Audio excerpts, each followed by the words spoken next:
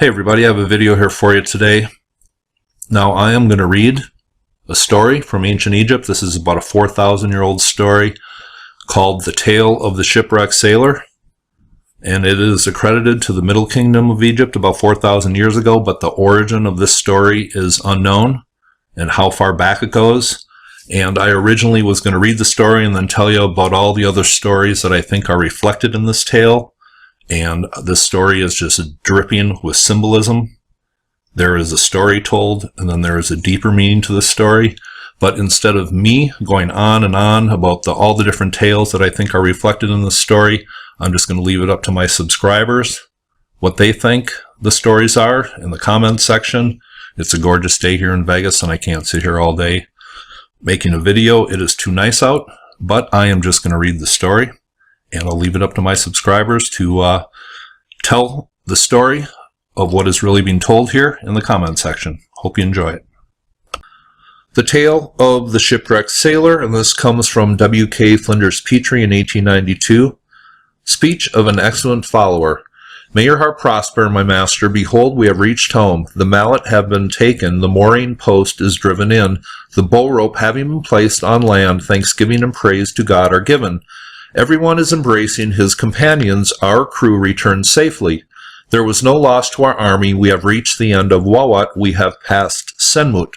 Behold, we have come in peace. Our land we have reached. Listen to me, O master. I am free of excess. Wash yourself. Give water to your hands so that you may answer the king when you are addressed, and may speak to the king sensibly, and may answer without stammering in telling this tale. A man's mouth rescues him. He speaks and causes one to show indulgence. Do as you wish. It is wearying to talk to you, my master said to me.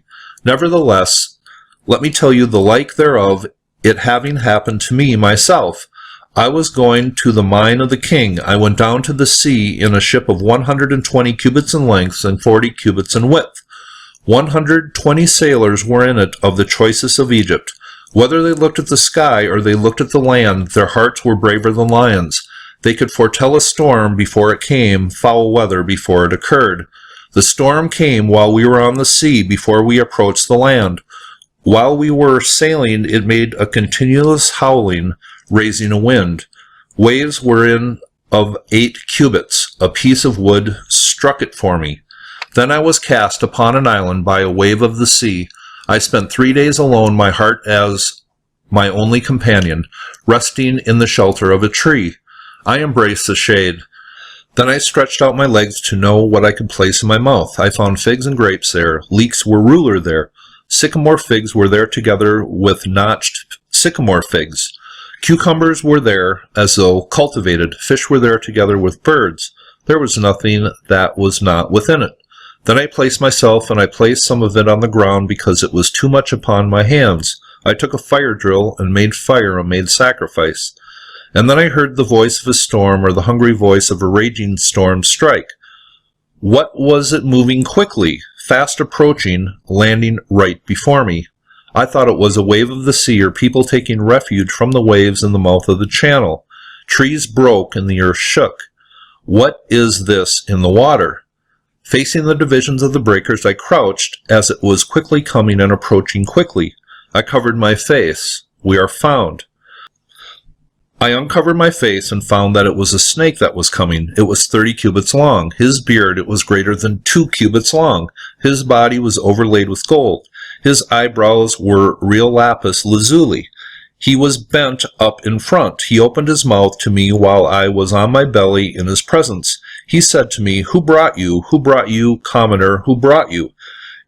If you fail to tell me who brought you to this island, I will cause you to know yourself, you being as ashes, having become as one who is not seen. You are speaking to me, but I do not hear it. I am in your presence, but I am ignorant of myself. Then he placed me in his mouth and took me to his dwelling, his place of happiness, and set me down untouched. I being uninjured, nothing being taken from me. He opened his mouth to me while I was on my belly in his presence. Then he said to me, Who has brought you? Who has brought you, commoner? Who has brought you to this island in the sea, whose sides are in the water? Then I answered him this, my arms bent in respect in his presence. I said to him, I was going to the mine of the king in a ship of 120 cubits in length and 40 cubits in width. 120 sailors were in it of the choicest of Egypt. Whether they looked at the sky or whether they looked at the land, their hearts were braver than lions. They could foretell a storm before it came, foul weather before it occurred.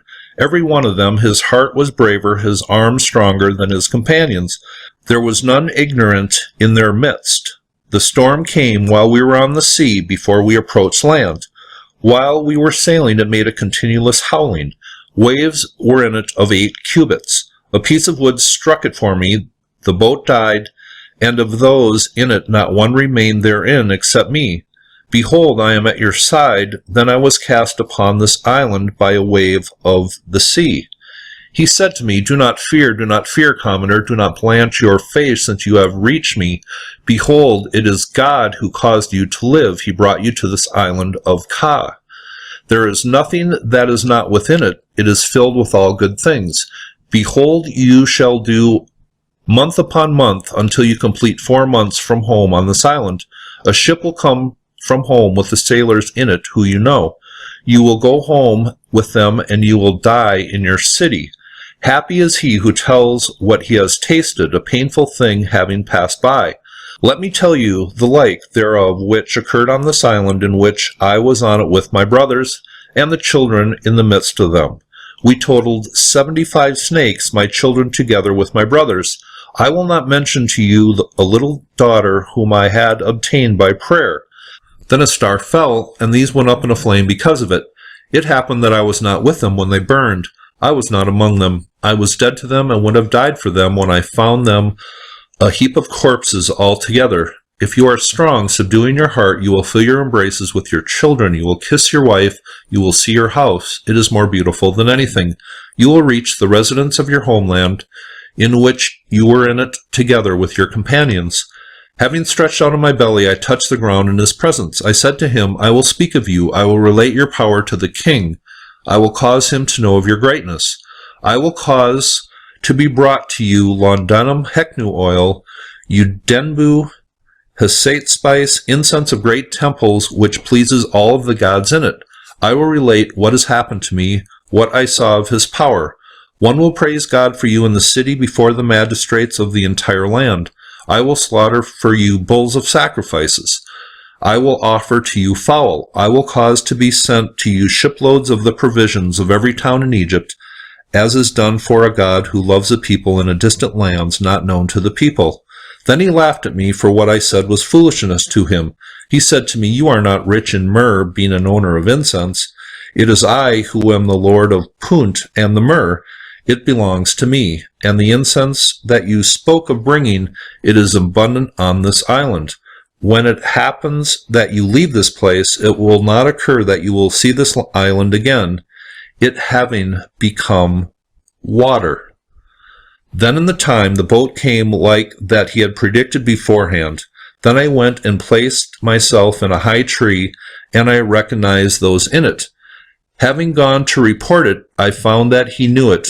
Then he said to me, Health, health, commoner, to your house, so that you may see your children. Make my name good in your town, that is my due from you. Then I placed myself upon my belly, my arms bent in respect before him. Then he gave me a quantity of myrrh, heknu oil, hyssate spice, perfume, eye paint, giraffe tails, great lumps of incense, elephant tusks, greyhounds, monkeys, baboons, and all kinds of precious things. Then I loaded them on this boat. It happened as I placed myself on my belly to give thanks to him that he said to me, Behold, you will approach home in 2 months. You will be full, you will embrace your children, you will be young in the home where you will be buried. Then I went down to the river bank in the neighborhood of this boat. Then I called to the sailors who were in this boat. I gave praise upon the bank to the Lord of this land, and those in it did likewise. It was a sailing which we did downstream to the palace of the king. We approached the residence after 2 months, which we had said completely.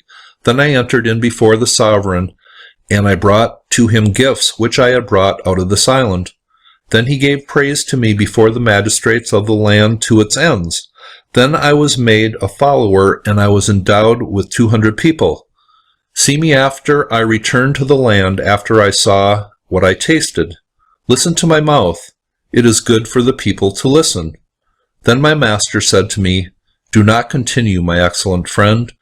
Does one give water to a goose at dawn that will be slaughtered during the morning?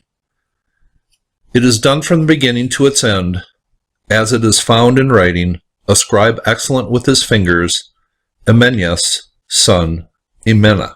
And that is the tale of the shipwrecked sailor. I will leave a link for this in the description. And once again, as so many stories from ancient times, there is a story being told, and there is a deeper, much deeper allegorical meaning to this story.